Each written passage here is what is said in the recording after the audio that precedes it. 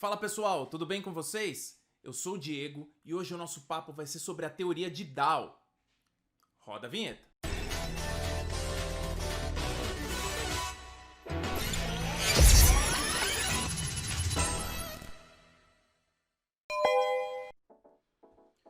Bom, gente, o assunto é longo e eu vou tentar ser o menos formal possível.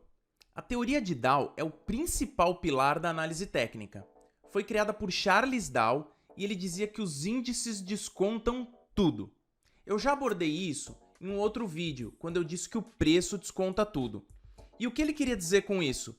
Que todo e qualquer fator que possa afetar de alguma forma os preços dos ativos que vão ser negociados vai ser absorvido e precificado pelo mercado. Trocando em miúdos, o mercado vai absorver rapidamente todos os eventos que ocorreram, sejam eles quais forem. Todo fato que altera o equilíbrio entre a oferta e a demanda vão ser refletidos no preço. Tem aquelas coisas que ninguém tem como saber. Um terremoto, um atentado, a queda de um avião, um assassinato de uma pessoa importante. Tudo isso é imprevisível e Dow chamou isso como atos divinos. E tudo isso pode gerar fortes movimentações iniciais, mas elas vão ser absorvidas e o mercado volta ao seu padrão de atuação rapidamente. Esse é o primeiro princípio da teoria de Dow. O segundo princípio está ligado às movimentações do mercado, onde a gente tem três tipos de tendência. A primária, que tem uma duração bem mais longa, às vezes dura mais de ano. Pode ser de alta ou de baixa. A de alta é quando ela rompe o topo anterior e faz um fundo mais alto que o anterior. E a de baixa é quando ele rompe o fundo anterior e faz um topo mais baixo que o anterior. Nesse gráfico aí fica mais fácil da gente ver isso. Nesse primeiro período, veja como o preço vem caindo, caindo, caindo. Olha ali como os topos que eu marquei vêm descendo. Não importa o zigue-zague que o mercado foi fazendo no meio do caminho, a tendência primária era de baixa. A tendência secundária seriam essas movimentações dessas ondas do mercado. Então a tendência primária é de baixa, mas a secundária pode ser de alta. São as famosas correções do mercado. Mais pra frente a gente vai conversar sobre o que seriam essas correções e como a gente acaba entendendo e operando esse tipo de situação. A tendência terciária são as movimentações mais curtinhas e que a teoria de Dow chama de pequenas oscilações e acabam não sendo tão relevantes para análise em geral.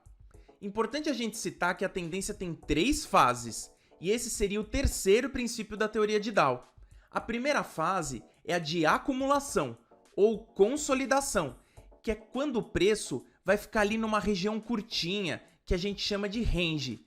Então, se o range fica curtinho, a gente tem uma acumulação.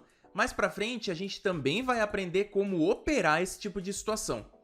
A segunda fase é a de participação pública, que na realidade a gente tem que fazer uma comparação agora. A gente vai usar o Bitcoin como um exemplo disso. Em 2017, o Bitcoin explodiu a sua cotação e começou a ter um conhecimento maior do público em geral. Isso a gente pode dar uma olhadinha no gráfico agora. Esse gráfico aí do Bitcoin mostra uma coisa bem simples. Até esse ponto aqui, ó, a gente pode entender isso como uma acumulação. E por quê? Porque quem estava comprando e vendendo Bitcoin eram só as pessoas que já conheciam e utilizavam o ativo. Aí depois o negócio começou a ficar famoso e aí sim, aqui nesse ponto, ó, a gente vê o início da participação pública. Olha como o preço estoura e vai que vai. O que é isso? É o pessoal falando assim, ó, preciso começar a comprar Bitcoin, senão vai ficar muito caro e eu vou ficar de fora. Depois da participação pública, temos a terceira fase, que é a distribuição. Isso é quando o negócio começa a aparecer no JN, na capa dos portais de notícias e todo mundo fica sabendo. Quando chega nesse ponto, a gente começa a ver aqui, ó, nesse pedaço do gráfico, que os investidores que entraram na fase de acumulação lá embaixo vão começar a se desfazer do ativo. Por isso a gente começa a ver esse monte de candle de baixa aqui, ó. O quarto princípio é o princípio da confirmação. Dow usava a correlação entre o índice Dow Jones e o índice de transportes da época para ver se os dois estavam indo para o mesmo lado. e ele entendia isso como uma confirmação de que a tendência estava alinhada. Quando um não estava alinhado com o outro, ele entendia isso como uma correção, ou o famoso pullback. Olha como isso está totalmente ligado com a tendência secundária. O quinto princípio fala que o volume deve confirmar a tendência, ou seja, em uma tendência de alta tem que ter volume de compra para a tendência continuar e numa tendência de baixa tem que entrar volume de venda. A gente vai estudar isso num próximo vídeo só sobre volume. O sexto e último princípio é que uma tendência somente se altera quando outra entra em vigor. Meio básico isso, né? A tendência de alta só muda quando começa a ter uma tendência de baixa e vice-versa. Mas isso é importantíssimo para a gente nunca operar contra a tendência. Vocês vão ouvir muito isso ainda.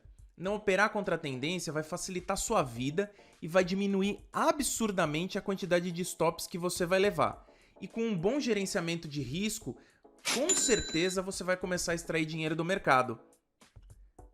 E assim, a gente acaba o nosso vídeo da teoria de Dow. Obrigado e um abraço!